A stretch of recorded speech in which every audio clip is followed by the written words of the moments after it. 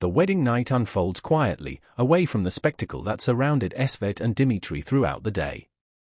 The room is softly lit, wrapped in a stillness that feels unfamiliar after so much tension, so many eyes watching them. Esvet stands near the window, her wedding dress heavier now, not because of its fabric but because of everything it represents. Dimitri watches her for a moment before speaking, sensing the distance she's built as a form of protection rather than rejection. He approaches slowly, careful not to startle her, and gently helps her remove the veil. The gesture is simple, almost ceremonial, yet it breaks something fragile between them. For the first time that day, Esvet looks at him without fear or defiance, only uncertainty. Their marriage has been shaped by secrets, obligations, and choices made by others, and this night feels like another test neither of them asked for. Dimitri speaks first, his voice low and controlled, telling her she doesn't owe him anything, not explanations, not closeness, not trust. The honesty in his words surprises Esvet. She admits she's tired of being strong all the time, tired of surviving instead of living. The admission hangs in the air, raw and unguarded. Dimitri listens without interrupting, his silence offering more comfort than promises ever could. As they sit on the edge of the bed, a cautious closeness forms.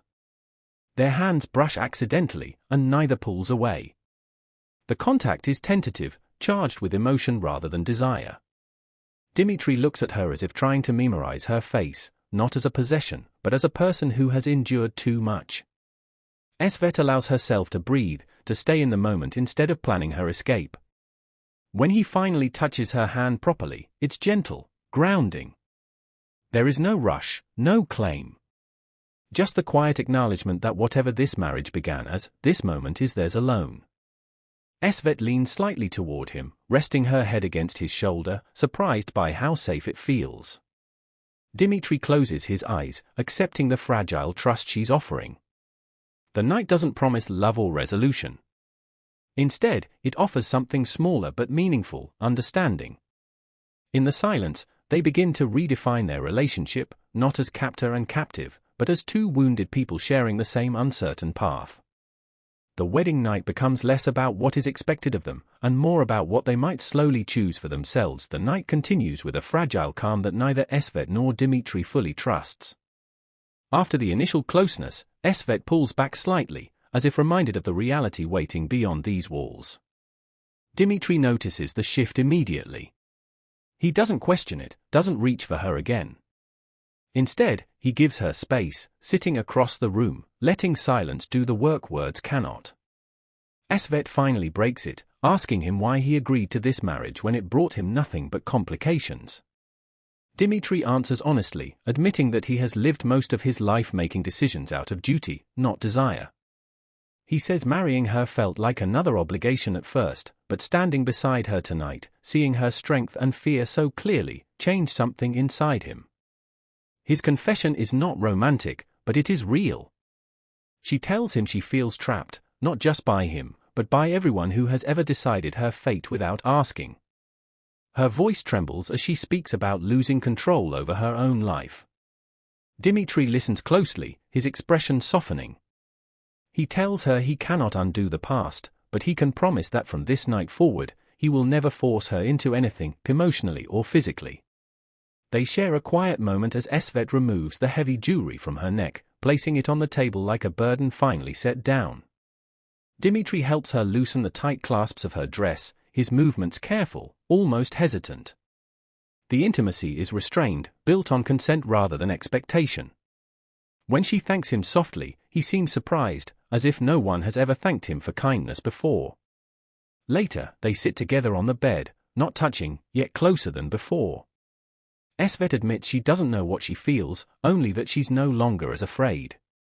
Dimitri responds that fear doesn't disappear overnight, but trust can begin in moments like this. He suggests they take this marriage one day at a time, without pretending it is something it's not. As the lights dim, Esvet lies down, facing away at first, then slowly turns toward him. Their eyes meet in the darkness, and there is no passion, no dramatic declaration, just a shared understanding. The night ends not with certainty, but with a quiet agreement to coexist, to respect each other's wounds.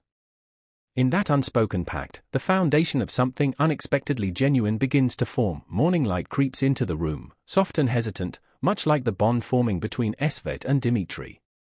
The wedding night has passed without spectacle, leaving behind an unfamiliar quiet.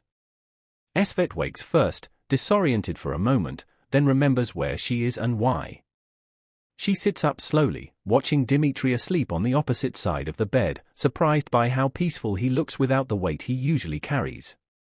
She moves toward the window, wrapping herself in a shawl, needing air and distance to think. Her reflection in the glass feels unfamiliar, still dressed in the traces of a bride, yet emotionally somewhere else entirely. Dimitri wakes soon after and doesn't speak right away. He senses the fragility of the moment and chooses caution over certainty. They share breakfast in silence at first, the clink of porcelain filling the space between them.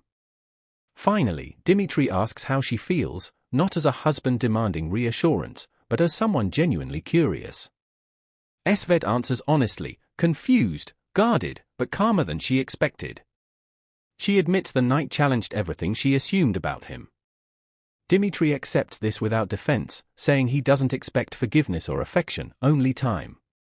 As they prepare to face the household and the world beyond the bedroom, the weight of their public roles returns. Esvet stiffens, bracing herself. Dimitri notices and quietly assures her that whatever happens outside, this space remains hers. The words are simple, yet grounding. She nods, not fully trusting them yet, but wanting to. Later, as voices echo from the halls, Esvet hesitates at the door. Dimitri reaches out, not to pull her closer, but to steady her. The gesture is brief, respectful. She meets his eyes, seeing resolve rather than control. For the first time, she feels like an ally instead of an obligation. The episode closes on their shared silence as they step forward together. There is no illusion that things are resolved. Secrets still linger, power dynamics still exist, and love is far from guaranteed. Yet something has shifted. The wedding night did not bind them in passion, but in awareness. They now see each other not as roles imposed by circumstance, but as individuals shaped by survival. What lies ahead is uncertain, but the distance between them is no longer defined by fear alone. In its place is a cautious respect, the first fragile thread of a connection neither expected, yet both quietly acknowledge as real. The day settles into a careful routine, and by evening, Esvet and Dimitri find themselves alone again, the house quieter than before. The tension hasn't vanished, but it has changed shape. It no longer feels sharp and threatening, instead, it lingers like a question waiting to be answered. Esvet sits at the vanity, removing the last traces of the day, while Dimitri stands near the door, unsure whether to stay or give her space. She breaks the silence by asking him what he truly wants from this marriage. The question is not accusatory, only tired. Dimitri takes a moment before answering, admitting that for the first time in his life, he doesn't have a clear plan. He says he wants honesty between them, even when it's uncomfortable, because lies are what destroyed everything before this night. His vulnerability feels unfamiliar, even to himself. Esvet turns to face him, studying his expression as if searching for cracks.